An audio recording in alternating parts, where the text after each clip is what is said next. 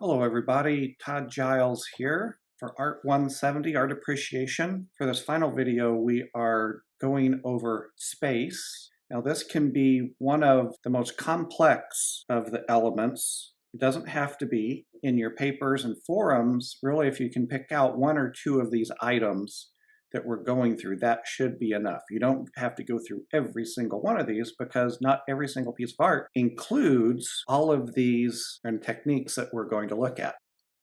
So as we look at space, as with texture and some of the other elements, we are dealing with two-dimensional art and three-dimensional art. And they are a little bit different on how we approach them. Space has to do with the implied environment of where the scene takes place. In a painting, it's this imaginary space from the very surface of the painting going back into the environment. You can think of it this way. What we see in the painting is the, quote, space or the place where that scene took place. The action took place. It's almost like the room where it takes place. Some paintings are exterior, showing an open area and mountains in the background, or a road going into the distance, or trees. Sometimes a painting will show an interior, a room, a cafe, a gallery. So those are things that you want to talk about. What is the environment? That's the first part. For three-dimensional artwork, we're talking about a literal space where the artwork is placed, where it's displayed. What's the environment around it? Now let's talk about the techniques that convey that space and how we can describe them. For two-dimensional artwork, one of the most prevalent ways to show space is overlapping. And here we have a piece by Cimabue on the left and a piece by Giotto on the right. At first glance, they seem very, very, very similar, and they are. Cimabue is just coming out of the Middle Ages, still has a lot of Byzantine techniques that he's using, but he is using overlapping, but it's somewhat, I'll say, naive and simple. He has these angels overlapping, but they're placed very, very carefully that they don't interact or harm the one behind. Yes, they go back in space, but notice that really, if we look at it, they go up, up, up, up, instead of back into space as much. And then we have Giotto, who did make quite a leap, and we see this angel at the bottom, carefully placed, very similar to what Cimabue did. But then as we move up here, we see that this angel's halo is actually obscuring the person behind them, and we can't really see the face. We only see a partial face. And he does it again with this person farther behind, and notice that they're not going up, up, up as much, that they're more almost on our eyesight level. Another technique used is shading. Now this has to do with light, and as we see on this piece on the left of Justinian, the Roman emperor, he really doesn't have much shadow going on. It's as if he is in this environment where there is no direct sunlight. The light is coming from everywhere. Well, that's a very Byzantine style, and we can describe that. That's one of the tip-offs of Byzantine, that it's very flat, has this golden background. There isn't much shading going on. On his arm, we can see that there are some folds. It's not a deep shadow. There is no highlight down his arm to let us know that that arm is actually curved and rounded. There's just these simple pointed shapes above his elbow to show where that cloth has been folded. Then on this Rembrandt portrait, we see that the man actually has a lot of light on one side of his face.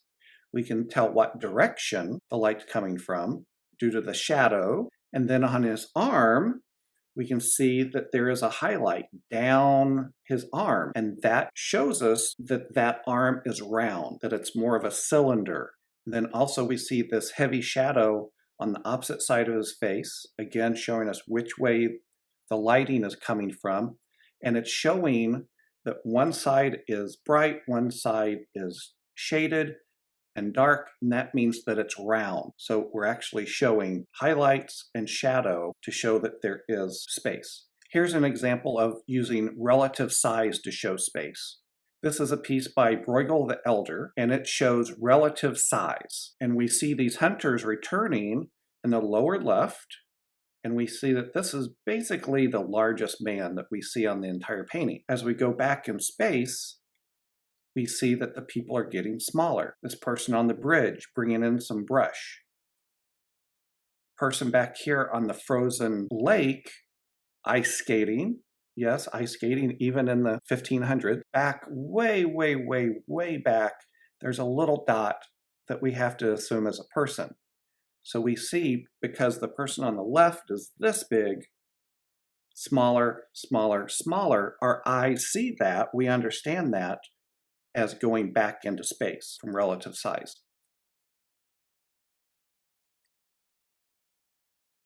And depending on culture, sometimes it's learned differently of what relative size means going back into space. Here is a Chinese painting, and we see the little guy on this little boat at the bottom, and compare his size with the boats over here sailing on this other lake. And if you look at them and compare, they really are about the same size, even though what the Chinese were saying is because it's higher on the frame, it's farther into space. The little house here compared to the houses up here, the houses up higher are bigger, but the Chinese are saying because this is higher, it's farther back into space. So it's a different way of looking at how the space is created.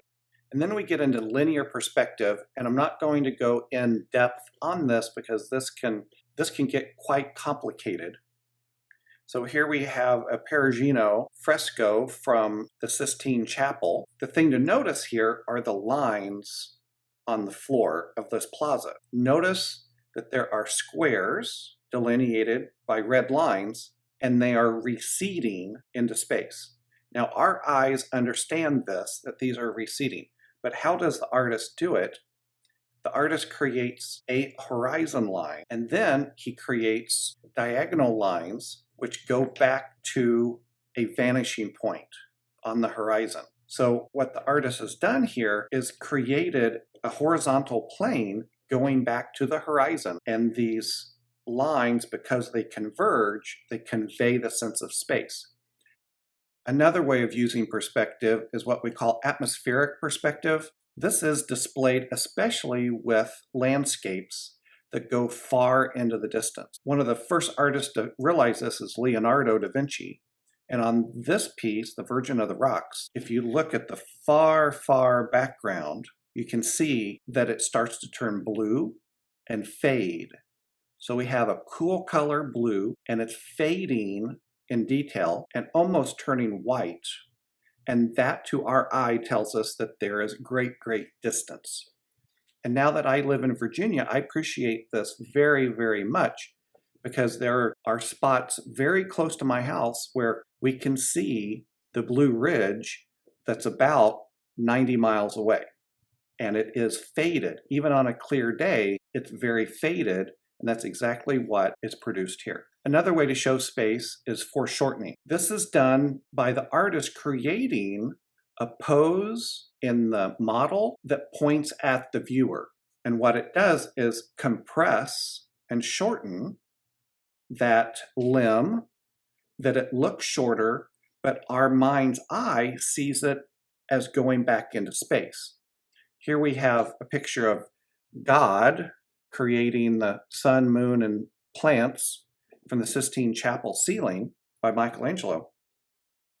And we see his arms are different lengths to us visually, but we know that both of those arms would be the same size in space.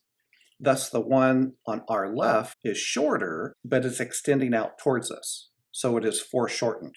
And our last one for the two-dimensional art is the use of foreground, midground, and background. Now this is sort of similar to linear perspective and relative size, but it's not looking necessarily at our models or our focal points, but the actual space. So we have foreground, which is close to the viewer, the middle ground, which is behind the foreground, and then we have the far background, which is everything else back into space. And we can describe where things in the painting appear by talking about foreground, middle ground, background. It's understood that that goes back into space. One way that we can talk about the literal space is the environment. Is it an interior, an exterior? Is it open? Is it wooded? Is it a park? Is it a subway? Is it a sewer? Those are the things that you want to describe with the three-dimensional piece of artwork, where it is. Many times the artist has carefully chosen where that piece of artwork sits. Now here we have a picture of Michelangelo's David at the Galleria dell'Accademia in Florence. And yes, I've been there and it's awesome. You've got to go. This is a long hallway leading to a rotunda with natural light coming in. David is placed on about a 5-foot platform. So he is lifted up so that people around him can actually see every detail from his feet to his head. Now this is probably taken early morning before the crowds arrive, and then later in the day the crowds are there and the environment changes. It's crowded, it's noisy, even though the security guards every 5 minutes shout at the people to shut up, and that's what they do. But it's a totally different environment. You're rubbing on people, you're smelling people. It is very different. When we're talking about the space with three-dimensional art, another technique to talk about is scale. And this is talking about how the piece sits in its space. So here we have a picture of Bernini's St. Longinus, and this is in St. Peter's Basilica at the Vatican. And we see tourists here in front of it. You can see that it's a larger statue. It's just bigger than Michelangelo's David. So it's almost 15 feet tall, which is sizable. If this is in my living room, this would go through the ceiling. If this is in a gymnasium, it's still a pretty good size piece of sculpture within that space and how it interacts with the space. However, where it actually sits is inside St. Peter's Basilica, which is absolutely enormous, and he sits within one of these niches around the high altar. The baldacchino, the black tent-looking thing there on the right, the top of the cross is right at 100 feet tall. The very top of the interior of the dome above the baldacchino is nearly 400 feet. So this 15-foot statue becomes a tiny little piece of decoration in comparison with the space that it sits in. Now let's bring this all back to the pieces that we've talked about. The El Greco Pietà and the Michelangelo Pietà. On the El Greco, it's two-dimensional, so it is implied space. We see that there is overlapping. The body of Jesus is in front of Mary and John and a little bit of Mary Magdalene. They're shading these beautiful shadows that are created on their clothing with these deep, rich shadows up against these bright highlights. The body of Christ has ripples in it. They are very large in the frame. So this is under relative size. If they're huge, that means they're very close. And we see that the sky is way, way back. We don't really see any linear perspective. That's not a technique used here. And really just about the only thing that we see here is the four people in the very, very close foreground and then the very far background. And then let's talk about Michelangelo's Pietà. Now I'm going to change the picture a little bit here because the original that we have here does not show the environment. Okay, now we have the Michelangelo Pietà, and this is what we've been looking at over all the videos, but I'm going to put another one that will help us understand the 3D space that it sits in. So this would be as you enter St. Peter's Basilica at the Vatican. If you turn immediately to the right, you will see this, and you would be standing in what we would call in most churches the vestibule. you aren't even in the main part of the church just yet. You'd be looking down the nave if you turn to the left here. The environment is usually crowded.